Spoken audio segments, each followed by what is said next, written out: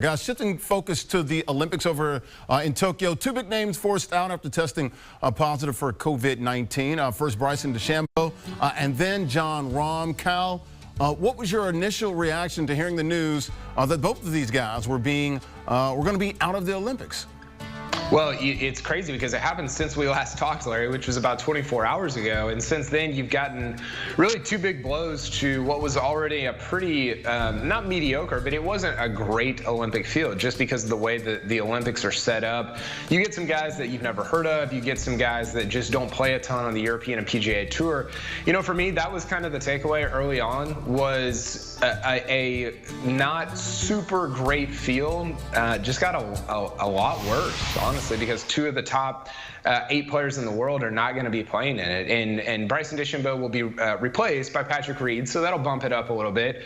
But Jon Rahm's not going to be replaced. The Spanish Golf Federation has said, hey, we don't have time to kind of get somebody else in position with all the protocol and all the testing and everything. So they're only rolling with one guy at this event. So I think it's a bummer that, you know, golf in the Olympics, it's had, the way it's talked about has been kind of highs and lows, ups and downs. It hasn't been like consistently, this is an awesome thing.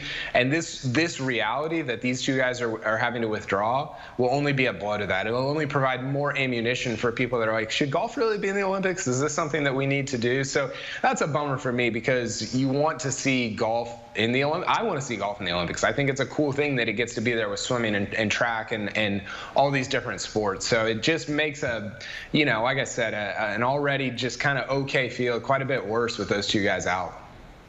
It's hard enough to get professional golfers to go to the Olympics. You know, we saw this 5 years ago. Dustin Johnson already withdrew himself. I mean, weeks or months ago, we knew he was never going to be in Tokyo. And then you have, you know, some comments like Rory McIlroy has made where he says, hey, I think this is good for growing the game. And if the best players are going to show up, and I think that's the best way to grow the game, I'm going to go. But he didn't seem all that excited about it. We're in the midst of a summer where not only has there been a pandemic that has pushed back the start of these Olympic Games, but the way that the schedule is, it's big event after big event after big event, and it's hard to get some of these top tier guys to even show up. So when I woke up to the news about Jon Rahm, I had to check the date on it, right? I mean, it kind of felt like the memorial all over again. I said, is this really happening again for Jon Rahm? And unfortunately, Kyle's absolutely right. It makes this field significantly weaker. It's not going to matter when one of these guys dons a gold medal on the podium on Sunday. It's not going to matter then, but leading into this, it's going to be just a little bit sour. Want a sports network that delivers everything that matters about the game? The highlights, the picks, the instant analysis. No yelling, no fake debates, no politics. Hit the subscribe button and never miss a moment.